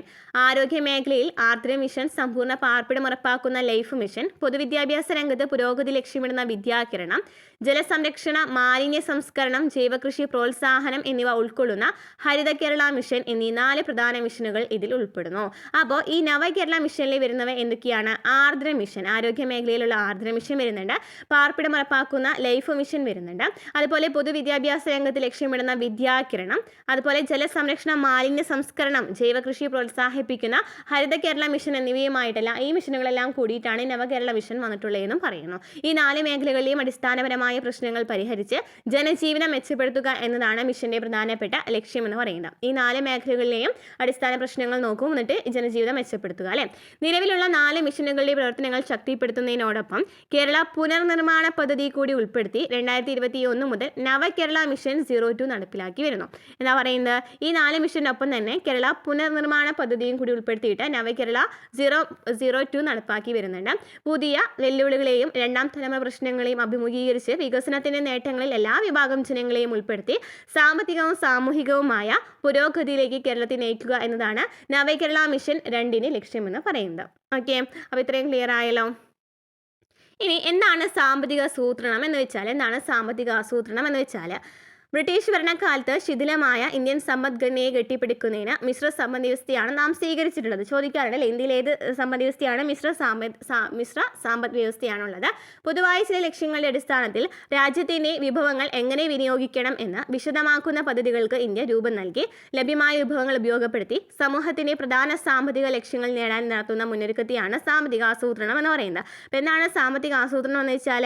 ലഭ്യമായ വിഭവങ്ങൾ ഉപയോഗപ്പെടുത്തി, ഉള്ള വിഭവങ്ങളൊക്കെ ഉപയോഗപ്പെടുത്തിയിട്ട് സമൂഹത്തിൻ്റെ പ്രധാന സാമ്പത്തിക ലക്ഷ്യങ്ങൾ നേടാൻ നടത്തുന്ന മുന്നൊരുക്കമാണ് സാമ്പത്തിക ആസൂത്രണം എന്ന് പറയുന്നത്. അപ്പോൾ എന്താണ് ഈ സാമ്പത്തിക ആസൂത്രണം അല്ലെങ്കിൽ ആസൂത്രണത്തെക്കുറിച്ച് ജവഹർലാൽ നെഹ്റു പറഞ്ഞത്? ഏറ്റവും മികച്ചതും സമഗ്രവുമായ രീതിയിൽ രാജ്യത്തിൻ്റെ വൈവിധ്യമാർന്ന വിഭവങ്ങൾ, മനുഷ്യശേഷി, കഴിവുകൾ എന്നിവ പ്രയോജനപ്പെടുത്തുന്നതിനുള്ള ശാസ്ത്രീയ മാർഗമാണ് ആസൂത്രണം. എന്താണ്? ഏറ്റവും മികച്ചതും സമഗ്രവുമായ രീതിയിൽ രാജ്യത്തിൻ്റെ വൈവിധ്യമാർന്ന വിഭവങ്ങൾ, മനുഷ്യശേഷി, കഴിവുകൾ എന്നിവ പ്രയോജനപ്പെടുത്തുന്നതിനുള്ള ശാസ്ത്രീയ മാർഗമാണ് എന്ന് പറയുന്ന ആസൂത്രണം എന്ന് പറയുന്നത്.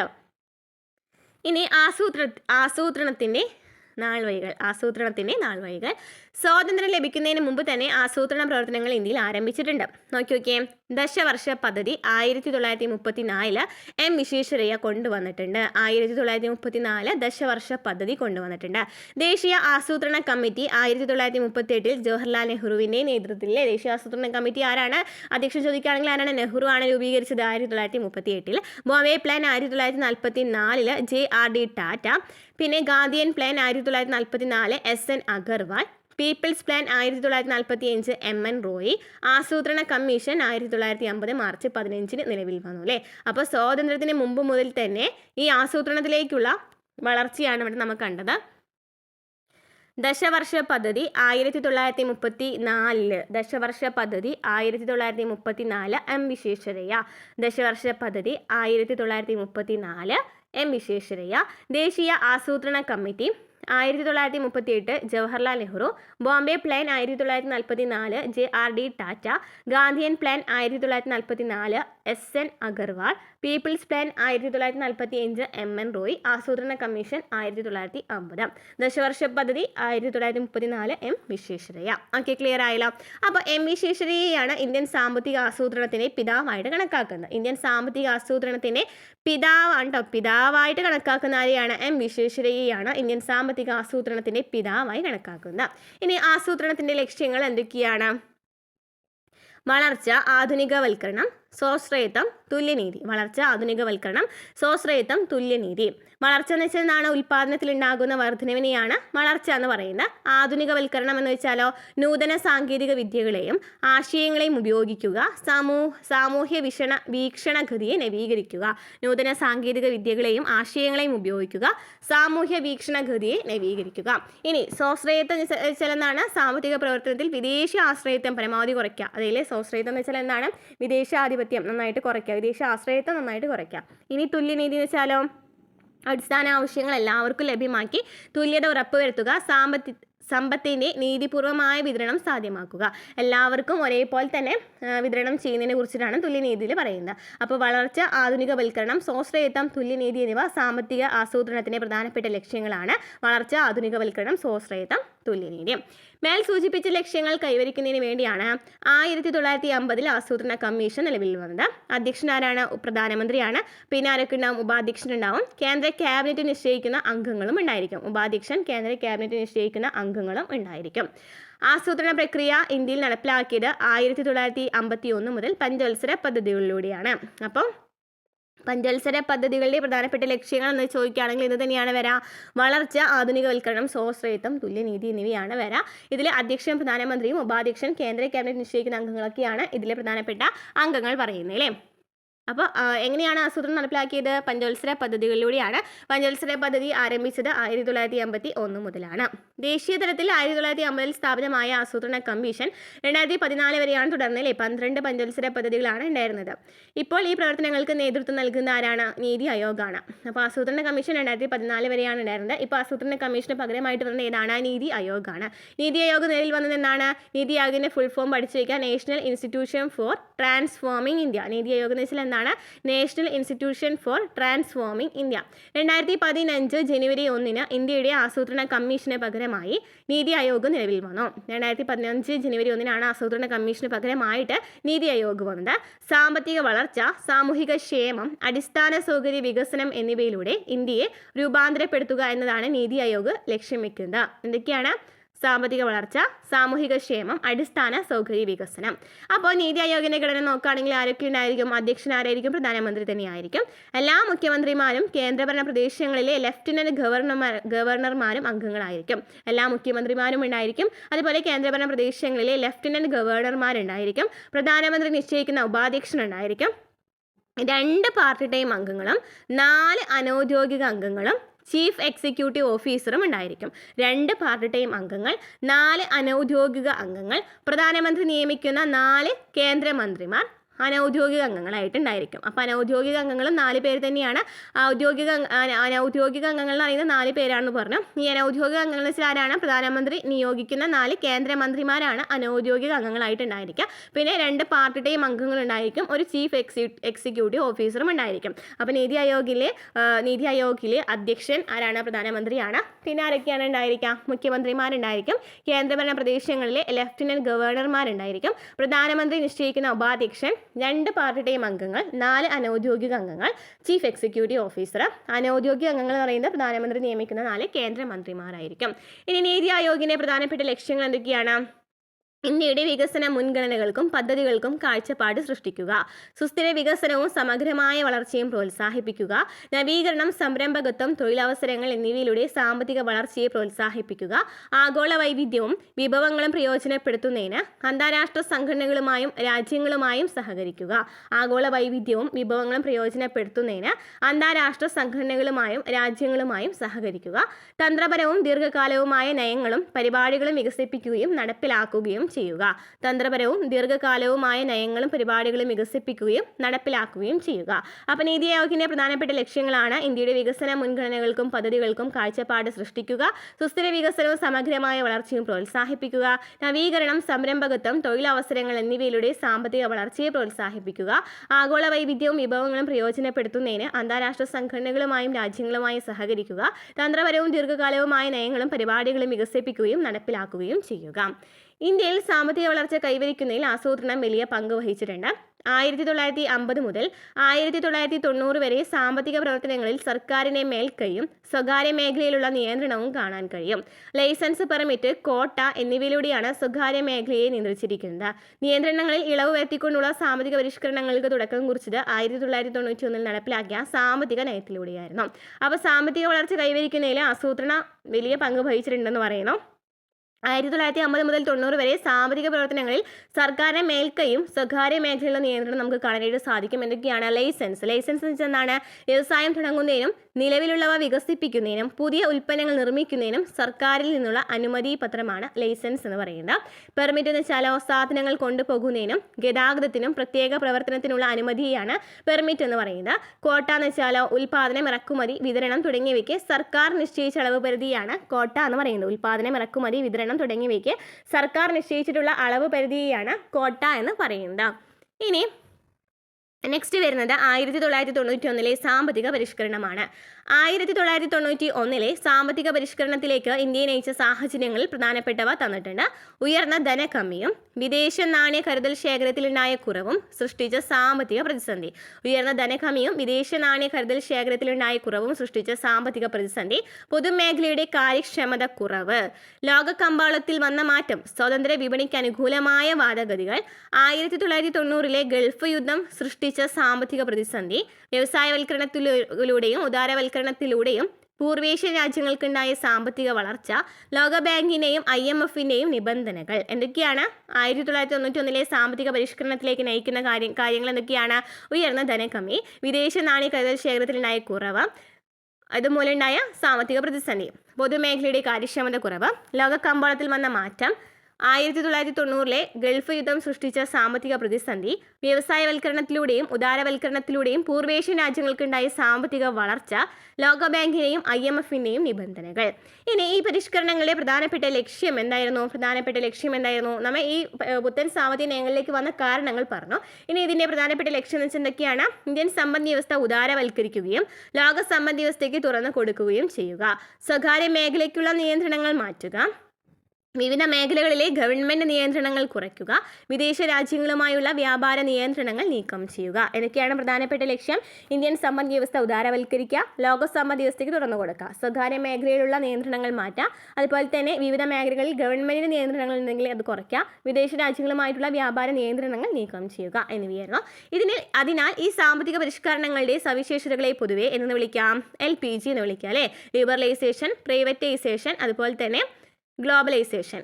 LPQയിൽ നിന്ന് LPGയിലേക്കുള്ള മാറ്റമാണ് ഈ പരിഷ്കരണത്തിന്റെ അടിസ്ഥാനം എന്ന് പറയുന്നത്. അപ്പോൾ എന്തൊക്കെയാണ്? ഉദാരവൽക്കരണം, സ്വകാര്യവൽക്കരണം, ആഗോളവൽക്കരണം. ഇതിൽ എന്താണ് ഉദാരവൽക്കരണം എന്ന് വെച്ചാൽ സമ്പദ് വ്യവസ്ഥയുടെ വളർച്ചയെയും വികസനത്തെയും പ്രോത്സാഹിപ്പിക്കുന്നതിനായി വിവിധ മേഖലകളിൽ ഏർപ്പെടുത്തിയ നിയന്ത്രണങ്ങളിൽ അയവ് വരുത്തി രാജ്യത്തിന്റെ സമ്പദ് വ്യവസ്ഥയെ കൂടുതൽ സ്വതന്ത്രമാക്കുന്ന നയപരമായ മാറ്റത്തെയാണ് ഉദാരവൽക്കരണം എന്ന് പറയുന്നത്. അപ്പോൾ കുറേ നിയന്ത്രണങ്ങൾ ഗവൺമെന്റ് ഏർപ്പെടുത്തിയിട്ടുണ്ടായിരിക്കും. ഇതിനൊക്കെ കുറയ്ക്കാനുള്ള ഉദ്ദേശത്തോടു കൂടിയായിട്ടാണ് എന്ത് വന്നിട്ടുള്ളത്? ഉദാരവൽക്കരണം വന്നിട്ടുള്ളത് അല്ലേ? ഉദാരവൽക്കരണത്തിന്റെ ഭാഗമായിട്ട് എന്തൊക്കെയാണ് നടപ്പിലാക്കിയിട്ടുള്ളത്? വ്യവസായ മേഖലയിൽ ഉണ്ടായിരുന്ന പരിഷ്കാരങ്ങൾ, ധനകാര്യ മേഖലയിൽ പരിഷ്കാരങ്ങൾ, നികുതി പരിഷ്കാരങ്ങൾ, വിദേശ വിനിമയ പരിഷ്കാരങ്ങൾ, വിദേശ വ്യാപാര മേഖലയിലെ പരിഷ്കാരങ്ങൾ. അപ്പോൾ ഇവിടെ എന്താണ് കൂടുതലായിട്ട് ചെയ്തിട്ടുള്ളത്? സമ്പദ് വ്യവസ്ഥയുടെയും വളർച്ചയെയും വികസനത്തെയും പ്രോത്സാഹിപ്പിക്കുന്നതിനായിട്ട് വിവിധ മേഖലകളിൽ കുറേ നിയന്ത്രണങ്ങൾ ഗവൺമെന്റ് ഏർപ്പെടുത്തിയിട്ടുണ്ട്. ഇതിലൊക്കെ അയവ് വരുത്തുക എന്ന് പറയുന്ന ലക്ഷ്യത്തോട് കൂടിയിട്ടാണ് എന്ത് വന്നിട്ടുള്ളത്? ഉദാരവൽക്കരണം എന്ന് പറയുന്നത്. ഇതിലൊക്കെ അയവ് വരുത്തുന്ന നയപരമായിട്ടുള്ള മാറ്റത്തെയാണ് ഉദാരവൽക്കരണം എന്ന് പറയുന്നത്. അതായത് ഇതിന്റെ ഫലമായിട്ട് കുറേ പരിഷ്കാരങ്ങൾ നടന്നു. വ്യവസായ മേഖലയിൽ, ധനകാര്യ മേഖല, നികുതി, വിദേശ വിനിമയം, വിദേശ വ്യാപാര മേഖല. ഇനി നെക്സ്റ്റ് വരുന്നത് സ്വകാര്യവൽക്കരണമാണ്. രണ്ടാമത്തെ പുത്തൻ സാമ്പത്തിക നയത്തിൽ രണ്ടാമത് വരുന്നതാണ് സ്വകാര്യവൽക്കരണം എന്ന് വെച്ചാൽ പേരിൽ തന്നെയുണ്ട് അല്ലേ? പൊതുമേഖലയുടെ പങ്ക് കുറച്ചു കൊണ്ടുവന്ന് സ്വകാര്യ മേഖലയ്ക്ക് കൂടുതൽ അവസരങ്ങൾ നൽകുന്നതാണ് സ്വകാര്യവൽക്കരണം എന്ന് പറയുന്നത്. പൊതുമേഖലയുടെ പങ്ക് കുറച്ചു കൊണ്ടുവന്ന് സ്വകാര്യ മേഖലയ്ക്ക് കൂടുതൽ അവസരങ്ങൾ നൽകുക. സ്വകാര്യവൽക്കരണ നടപടികളിൽ ഏറ്റവും പ്രധാനപ്പെട്ടതാണ് നിക്ഷേപം പിൻവലിക്കൽ അഥവാ ഡിസ്ഇൻവെസ്റ്റ്മെന്റ്. എന്താണ് സ്വകാര്യവൽക്കരണ നടപടികളിൽ ഏറ്റവും പ്രധാനപ്പെട്ടത്? നിക്ഷേപം പിൻവലിക്കുക അല്ലെങ്കിൽ ഡിസ്ഇൻവെസ്റ്റ്മെന്റ്. ഓഹരി വിൽപ്പനയിലൂടെയാണ് നിക്ഷേപം പിൻവലിക്കൽ നടപ്പാക്കുന്നത്. പൊതുമേഖലാ സ്ഥാപനത്തിൽ ഗവൺമെന്റിൻ്റെതായ നിക്ഷേപം മൂലധനം സ്വകാര്യ മേഖലയ്ക്ക് വിൽക്കുന്നതാണ് ഡിസ്ഇൻവെസ്റ്റ്മെന്റ് എന്ന് പറയുന്നത്. പൊതുമേഖലാ സ്ഥാപനത്തിൽ ഗവൺമെന്റിന്റെ നിക്ഷേപം മൂലധനമൊക്കെ സ്വകാര്യ മേഖലയ്ക്ക് വിൽക്കുക, അതിനെയാണ് ഡിസ്ഇൻവെസ്റ്റ്മെന്റ് എന്ന് പറയുന്നത്. ഇത് പ്രധാനമായിട്ടും 4 രീതിയിലാണ്. മൊത്തവിൽപ്പന എന്ന് വെച്ചാൽ ഏതെങ്കിലും പൊതുമേഖല ഒന്നാകെ വിൽക്കുകയാണ് ചെയ്യുന്നത്. ഓഹരി വിൽപ്പന എന്ന് വെച്ചാൽ പൊതുമേഖലാ സ്ഥാപനത്തിന് ഓഹരിയാണ് മൂലധനത്തിൻ്റെ ഒരു ഭാഗം വിൽക്കുന്നു. പൊതുമേഖലാ സ്ഥാപനത്തിന് ഓഹരി മൂലധനത്തിൻ്റെ ഒരു ഭാഗം വിൽക്കുന്നു. മൂലധന വിൽപ്പന എന്ന് വെച്ചാൽ ഗവൺമെൻറ്റിൻ്റെ ഇടപെടൽ ആവശ്യമില്ലാത്ത മേഖലയിൽ ഗവൺമെൻറ്റിൻ്റെ മൂലധനം വിൽക്കുന്നു. ഗവൺമെൻറ്റിൻ്റെ ഇടപെടൽ ആവശ്യമില്ലാത്ത മേഖലയിൽ ഗവൺമെൻറ്റിൻ്റെ മൂലധനം വിൽക്കുന്നു. ഇനി തന്ത്രപര വിൽപ്പന എന്ന് വെച്ചാലോ ഓഹരി മൂലധനത്തിൻ്റെ ഒരു ഭാഗം തിരഞ്ഞെടുക്കപ്പെട്ട പങ്കാളിക്ക് വിൽക്കുന്നത്. തന്ത്രപര വിൽപ്പന എന്ന് വെച്ചാൽ എന്താണ്? ഓഹരി മൂലധനത്തിൻ്റെ ഒരു ഭാഗം തിരഞ്ഞെടുക്കപ്പെട്ട പങ്കാളിക്ക് വിൽക്കുന്നത്. അപ്പോൾ മൊത്ത വിൽപ്പന, ഓഹരി വിൽപ്പന, മൂലധന വിൽപ്പന, തന്ത്രപര വിൽപ്പന എന്ന് പറയുന്നത് 4ആയിട്ട് ഡിവൈഡ് ചെയ്തിട്ടുണ്ട് അല്ലേ. മൊത്ത വിൽപ്പന എന്ന് വെച്ചാൽ ഏതെങ്കിലും ഒരു പൊതുമേഖല ഒന്നാകെ വിൽക്കുന്നതാണ്. ഓഹരി വിൽപ്പന എന്ന് വെച്ചാലോ ഓഹരി മൂലധനത്തിൻ്റെ ഒരു ഭാഗം വിൽക്കുന്നതാണ്. മൂലധന വിൽപ്പന എന്ന് വെച്ചാൽ ഗവൺമെൻറ് ഇടപെടൽ ആവശ്യമില്ലാത്ത മേഖലയിൽ ഗവൺമെൻറ്റിൻ്റെ മൂലധനം വിൽക്കുന്നു. തന്ത്രപര വിൽപ്പന ഓഹരി മൂലധനത്തിൻ്റെ ഒരു ഭാഗം തിരഞ്ഞെടുക്കപ്പെട്ട പങ്കാളിക്ക് വിൽക്കുന്നു. ഓക്കെ, ഇനി നെക്സ്റ്റ് വരുന്നതാണ് ആഗോളവൽക്കരണം. രാജ്യത്തിൻ്റെ സമ്പദ് വ്യവസ്ഥയെ ആഗോള സമ്പദ് വ്യവസ്ഥയുമായി സമന്വയിപ്പിക്കലാണ് ആഗോളവൽക്കരണം. ഇതിലൂടെ ഇറക്കുമതി തീരുവകൾ ഗണ്യമായി കുറയ്ക്കുകയും വിദേശ നിക്ഷേപങ്ങളെ പ്രോത്സാഹിപ്പിക്കുകയും ചെയ്തു. അപ്പോൾ ആഗോളവൽക്കരണം എന്ന് വെച്ചാൽ രാജ്യത്തിൻ്റെ സമ്പദ് വ്യവസ്ഥയെ ആഗോള സമ്പദ് വ്യവസ്ഥയുമായി ബന്ധിപ്പിക്കുകയാണ്. അവിടെ ഇറക്കുമതി തീരുവകൾ ഗണ്യമായിട്ട് കുറച്ചു, അതുപോലെ തന്നെ വിദേശ നിക്ഷേപങ്ങളെ പ്രോത്സാഹിപ്പിക്കുകയും ചെയ്തു. വ്യാപാരം, മൂലധന നിക്ഷേപം, സാങ്കേതിക വിദ്യയുടെയും മനുഷ്യവിഭവങ്ങളുടെയും കൈമാറ്റം തുടങ്ങിയവയെ കൂടുതൽ ആഗോളീകരിക്കുക എന്നതാണ് ഇതിനർത്ഥം. വ്യാപാരം, മൂലധന നിക്ഷേപം, സാങ്കേതിക വിദ്യയുടെയും മനുഷ്യവിഭവങ്ങളുടെയും കൈമാറ്റം തുടങ്ങിയവയെ കൂടുതൽ ആഗോളീകരിക്കുക.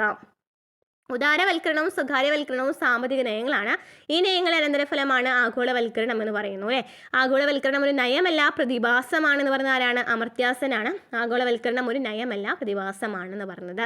സമ്പദ് വ്യവസ്ഥകളെ കൂടുതൽ പരസ്പരാശ്രയത്വമുള്ളതും കൂട്ടിച്ചേർക്കുന്നതുമായ നയങ്ങളുടെ പരിണിത ഫലമാണ് ആഗോളവൽക്കരണം എന്ന് പറയുന്നത്. സമ്പദ് വ്യവസ്ഥകളെ കൂടുതൽ പരസ്പര ആശ്രയത്വമുള്ളതാക്കുക, കൂട്ടിച്ചേർക്കുക, ഇതിനെയാണെന്ന് പറയുന്നത് ആഗോളവൽക്കരണം എന്ന് പറയുന്നത്. അതായത് പല രാജ്യങ്ങളുമായിട്ട് നമ്മൾ ഇപ്പോൾ കരാറിലൊക്കെ ഏർപ്പെടല്ലോ, അതുപോലെ തന്നെ പല രാജ്യങ്ങളുമായിട്ട് കയറ്റുമതി ഇറക്കുകയും അവർ തമ്മിലൊരു സഹകരണം ഉറപ്പാക്കുക, അതൊക്കെയാണ് ഈ ആഗോളവൽക്കരണത്തിൽ വരുന്നത്. ഇതോടെ ആഗോള വ്യാപാരത്തെ നിയന്ത്രിക്കുന്ന ലോക വ്യാപാര സംഘടനയും ആഗോള ഉൽപ്പാദനം നിർണ്ണയിക്കുന്ന ബഹുരാഷ്ട്ര കമ്പനികളുമായിട്ട് മാറി. അപ്പോൾ ഇതുമായി ബന്ധപ്പെട്ട് വരുന്ന ഒരു വാക്കാണ് ലോക വ്യാപാര സംഘടന എന്ന് വെച്ചാൽ എന്താണ്? WTO എന്നാണ് നിലവിൽ വന്നത്. 1995 ജനീവയിലാണ് നിലവിൽ വന്നത് അല്ലേ ലോക വ്യാപാര സംഘടന. അംഗരാജ്യങ്ങൾക്കിടയിൽ ആഗോള വ്യാപാരത്തിൻ്റെ നിയമങ്ങൾ നിശ്ചയിക്കുകയും നടപ്പിലാക്കുകയും ചെയ്യുക എന്നതാണ് WTOയുടെ പ്രധാനപ്പെട്ട ലക്ഷ്യം. അംഗരാജ്യങ്ങൾക്കിടയിൽ ആഗോള വ്യാപാരത്തിൻ്റെ നിയമങ്ങൾ നിശ്ചയിക്കുകയും നടപ്പിലാക്കുകയും ചെയ്യുക എന്നതാണ് WTOയുടെ പ്രധാനപ്പെട്ട ലക്ഷ്യം. താരിഫുകളും മറ്റു വ്യാപാര തടസ്സങ്ങളും കുറച്ച് ന്യായമായ മത്സരം പ്രോത്സാഹിപ്പിച്ച് വ്യാപാര ചർച്ചകൾക്കും തർക്കങ്ങൾ പരിഹരിക്കുന്നതിനുള്ള ഒരു വേദി ഒരുക്കുന്നതാണ് WTO. അതായത് താരിഫുകളും മറ്റു വ്യാപാര തടസ്സങ്ങളൊക്കെ കുറച്ചിട്ട് അതുപോലെ തന്നെ ന്യായമായ മത്സരം പ്രോത്സാഹിപ്പിക്കും, എന്തെങ്കിലും തർക്കങ്ങളുണ്ടെങ്കിൽ പരിഹരിക്കുകയൊക്കെ ഈ WTOയിൽ ചെയ്യുന്നുണ്ട്. 1995 സ്ഥാപിതമായ ഈ അന്താരാഷ്ട്ര സംഘടനയുടെ ആസ്ഥാനം സ്വിറ്റ്സർലൻഡിലെ ജനീവയാണ്. 1995 ഇത് സ്ഥാപിതമായതെന്ന് പറയുന്നു. ഇന്ത്യ ഉൾപ്പെടെ 166 രാജ്യങ്ങൾ ഈ ലോക വ്യാപാര സംഘടനയിൽ അംഗമാണ്. ഇനി ബഹുരാഷ്ട്ര കമ്പനികൾ എന്ന് വെച്ചാൽ എന്താണ്? അന്താരാഷ്ട്ര വാണിജ്യവും വ്യാപാരവും രൂപപ്പെടുത്തുകയും ഒന്നിലധികം രാജ്യങ്ങളിൽ പ്രവർത്തിക്കുകയും ചെയ്യുന്ന കമ്പനികളാണ് MNCs എന്ന് പറയുന്നത്. അതായത് ബഹുരാഷ്ട്ര കമ്പനി എന്ന് വെച്ചാൽ എന്താണ്? അന്താരാഷ്ട്ര വാണിജ്യവും വ്യാപാരവും രൂപപ്പെടുത്തുകയും ഒന്നിലധികം രാജ്യങ്ങളിൽ പ്രവർത്തിക്കുകയും ചെയ്യുന്ന കമ്പനിയാണ് MNCs. അന്താരാഷ്ട്ര ഉൽപ്പാദനത്തിൽ ഏർപ്പെടുന്ന ഈ കമ്പനികൾക്ക് വികേന്ദ്രീകൃത മാനേജ്മെന്റ് ഘടനയാണുള്ളത്. പ്രാദേശിക വിഭവങ്ങൾ, വൈദഗ്ധ്യം, വിപണികൾ എന്നിവ ഇവർ പ്രയോജനപ്പെടുത്തുന്നു. ഇനി ഉൽപ്പന്നങ്ങളുടെയും സേവനങ്ങളുടെയും മൂലധനത്തിൻ്റെയും രാജ്യങ്ങൾ തമ്മിലുള്ള കൈമാറ്റം വ്യാപകമായത് ആഗോളവൽക്കരണത്തിൻ്റെ സഹായത്താലാണ്. ആഗോളവൽക്കരണത്തിൻ്റെ സഹായത്താലാണ് ഉൽപ്പന്നങ്ങളുടെയും സേവനങ്ങളുടെയും മൂലധനത്തിൻ്റെയും രാജ്യങ്ങൾ തമ്മിലുള്ള കൈമാറ്റം വ്യാപകമായത്. വിദേശ മൂലധനത്തിൻ്റെ ഒഴുക്കിനോടൊപ്പം ബഹുരാഷ്ട്ര കമ്പനികൾ ഗവേഷണം, നൂതന ആശയങ്ങൾ എന്നിവ ഉൽപ്പാദന രംഗത്ത് പ്രോത്സാഹിപ്പിച്ചു. ഇത് സാങ്കേതിക വിദ്യയുടെ വളർച്ചയെ ത്വരിതപ്പെടുത്തി. ഓക്കെ, ഇനി സാമ്പത്തിക വളർച്ചയുടെ ചാലക ശക്തികൾ. കണ്ടുപിടുത്തങ്ങൾ, യന്ത്രവൽക്കരണം, സാങ്കേതിക വിദ്യയുടെ വ്യാപനം, ആധുനീകരണം തുടങ്ങിയവ സാമ്പത്തിക വളർച്ചയെ ത്വരിതപ്പെടുത്തുന്നതിൽ പ്രധാന പങ്ക് വഹിച്ചു. ആവി യന്ത്രത്തിൻ്റെ കണ്ടുപിടുത്തത്തോടെ തുടക്കം കുറിച്ച വ്യവസായ വിപ്ലവം പല ഘട്ടങ്ങൾ പിന്നിട്ടു. ഇന്ന് ലോകം 5ാം വ്യവസായ വിപ്ലവത്തിൻ്റെ പാതയിലാണ്. വിവിധ വ്യവസായ വിപ്ലവങ്ങളും അവയുടെ സവിശേഷതകളും നമുക്ക് തന്നിട്ടുണ്ട്. ആവി യന്ത്രത്തിൻ്റെ കണ്ടുപിടുത്തം, ഇതിൻ്റെ ഫലമായിട്ട് എന്താണ്? ഫാക്ടറി സംവിധാനം നിലവിൽ വന്നു. ഉൽപ്പാദനത്തിലും ഗതാഗതത്തിലും മാറ്റങ്ങൾ ഉണ്ടായി. വൈദ്യുതിയുടെ ഫലമായിട്ടോ വൈദ്യുതി കണ്ടുപിടിച്ചതിന് ശേഷം എന്താണ്? ആവി എഞ്ചിന് പകരം വൈദ്യുതി ഉപയോഗിച്ചു. പുതിയ ഉൽപ്പാദന വിതരണ മേഖലകളിലേക്ക് വ്യാപിക്കുകയും ചെയ്തു. ഇലക്ട്രോണിക്സ് ആൻഡ് ഓട്ടോമേഷൻ, ഫാക്ടറികളിൽ റോബോട്ടിക്സ്, ഓട്ടോമേഷൻ എന്നിവയുടെ ഉപയോഗം വന്നു. നൂതന സാങ്കേതിക വിദ്യകളുടെ കാലം. IoT സെൻസറുകൾ, big data analytics, cloud computing, nano ടെക്നോളജിയൊക്കെ വന്നു. AI ഉൾപ്പെടെയുള്ള ഡിജിറ്റൽ സാങ്കേതിക വിദ്യകളിൽ മനുഷ്യ കേന്ദ്രീകൃത സമീപനം. AI, IoT, റോബോട്ടിക്സ് തുടങ്ങിയ സാങ്കേതിക വിദ്യകളുടെ വിദ്യകളിലൂടെ സുസ്ഥിരമായ ഉൽപ്പാദന വർധനവും സ്മാർട്ട് ഫാക്ടറികളുടെ വ്യാപനവും. അപ്പോൾ ഫസ്റ്റ് ജനറേഷനിൽ എന്താണ് സംഭവിച്ചത്? ആവിയന്ത്രവും യന്ത്രവൽക്കരണവുമാണ് കണ്ടെത്തിയത് 1784. സെക്കൻഡ് ജനറേഷനിൽ 1870 വൈദ്യുതിയും അസംബ്ലി ലൈനും കണ്ടെത്തി. തേർഡിൽ 1969 ഇലക്ട്രോണിക്സും ഓട്ടോമേഷനും വന്നു. Fourth 2000 cyber systems IT digitalisation വന്നു. ഫിഫ്ത്ത് 2020 റോബോട്ടിക്സും IoTയും ജെനറ്റിക്സും ഒക്കെ വരുന്നത്. ഓക്കെ, സാങ്കേതിക വിദ്യ സാമ്പത്തിക മേഖലയിലെ പ്രവർത്തനങ്ങളെ വൈവിധ്യവൽക്കരിച്ചു എന്ന് നമുക്ക് കണ്ടു. അവ സാമ്പത്തിക വളർച്ചയും വികസനവും നിർണ്ണയിക്കുന്നതിൽ സാങ്കേതിക വിദ്യയോടൊപ്പം വിജ്ഞാനത്തിന് നൈപുണ്യക്കും പ്രാധാന്യമുള്ള ഒരു വിജ്ഞാന സമ്പദ് വ്യവസ്ഥയുണ്ട്. അപ്പോൾ എന്താണ് വിജ്ഞാന സമ്പദ് വ്യവസ്ഥ എന്ന് വെച്ചാൽ എന്താണ്? നമ്മുടെ അറിവുകളില്ലേ, മനുഷ്യനുമായി ബന്ധപ്പെട്ടുള്ള എല്ലാ കാര്യങ്ങളും നോക്കാം. എന്താണ് വിജ്ഞാന സമ്പദ് വ്യവസ്ഥ എന്ന് വെച്ചാൽ? അറിവിൻ്റെയും വിവരങ്ങളുടെയും ഉൽപ്പാദനം, വിതരണം, ഉപയോഗം എന്നിവ സാങ്കേതിക വിദ്യയിലെ നൂതന ആശയങ്ങളെ ഉൾപ്പെടുത്തിക്കൊണ്ട് വളരുന്ന സമ്പദ് വ്യവസ്ഥയാണ് വിജ്ഞാന സമ്പദ് വ്യവസ്ഥ എന്ന് പറയുന്നത്. അറിവിൻ്റെയും വിവരങ്ങളുടെയും ഉൽപ്പാദനം, വിതരണം, ഉപയോഗം എന്നിവ സാങ്കേതിക വിദ്യയിലെ നൂതന ആശയങ്ങളെ ഉൾപ്പെടുത്തിക്കൊണ്ട് വളരുന്ന സമ്പദ് വ്യവസ്ഥയാണ് വിജ്ഞാന സമ്പദ് വ്യവസ്ഥ എന്ന് പറയുന്നത്. വിജ്ഞാന സമ്പദ് വ്യവസ്ഥയിൽ അറിവാണ് പ്രധാനപ്പെട്ട ഘടകം.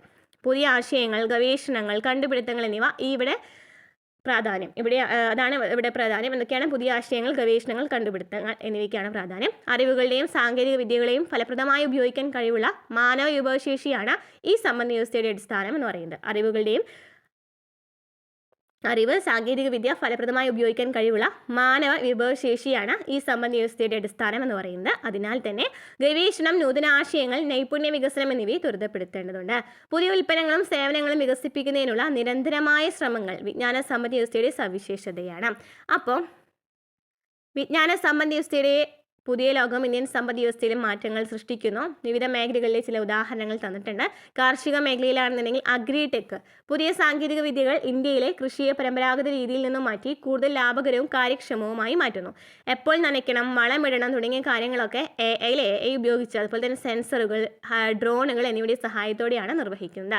കുറഞ്ഞ ചെലവും മെച്ചപ്പെട്ട വിളവും ഓൺലൈൻ പ്ലാറ്റ്ഫോമുകളിലൂടെയുള്ള നേരിട്ടുള്ള വിൽപ്പനയും വഴി കർഷകർക്ക് ഉയർന്ന വരുമാനം നേടുക ഇതുവഴി സാധ്യമാണ്.